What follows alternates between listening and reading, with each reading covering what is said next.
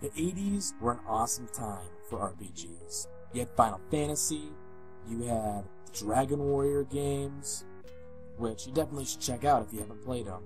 They even had Ultima. I mean, Ultima sadly isn't around anymore, but that was a great game series. Then, the 80s ended and 1990 came along with Phantasy Star II. This game really brought RPGs to new heights. For starters, it looks great. I mean, you saw the reel at the beginning. Nothing really could hold a candle to how this game looks at the time. Another cool thing was how the characters were kind of going for the more realistic look instead of the squat little sprites that you'd see in games like Final Fantasy and Dragon Warrior. Another thing that's really cool is that it was science fiction. I mean, come on, this is a no-brainer. A lot of video game geeks love science fiction. Why not make more video games focusing on sci-fi? Because a lot of RPGs at the time, and even nowadays, focus on the fantasy theme. So that was really cool for the time to have a science fiction RPG. This game is just fun. Now, I can only speak for myself, but I really like the battle system in Phantasy Star II. The battles are quick, they're to the point, they're tough. You either win or you lose. I mean, there are these huge, drawn-out battles with 15-second cutscenes for each attack. You just fight. I love that. I also love how many enemies there are. There's a ton of enemy types that you fight throughout the game.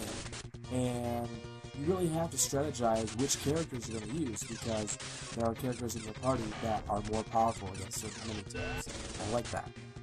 One thing that I wish was a bit different is the attack names are kind of indecipherable. I mean, if you're going to have me shoot a fireball, just say fireball.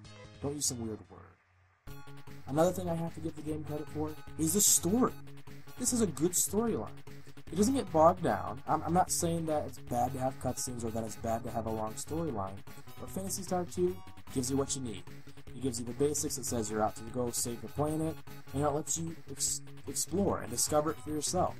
There's a lot of people to meet.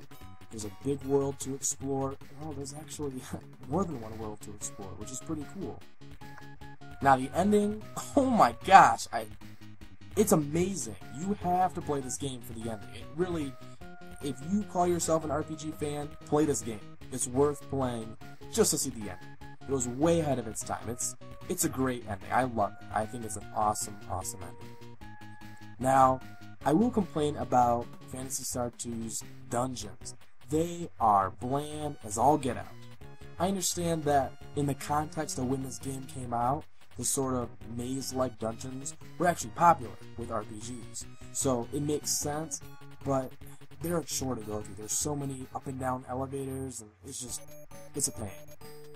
Now, I do like the variety of environments. So even though individual dungeons can be a bit too maze-like, it's still cool to go explore. Don't get me wrong.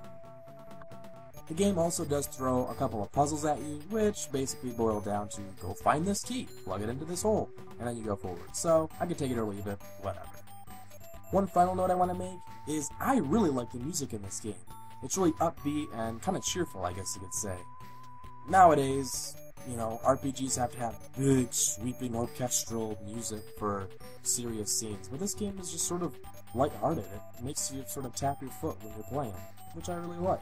I mean, the battles are always accented with some pretty intense tunes, so don't worry, but the music is very, very good. I like it. Thanks for watching, thanks for listening. Join us next week for another video review of why the classics are better.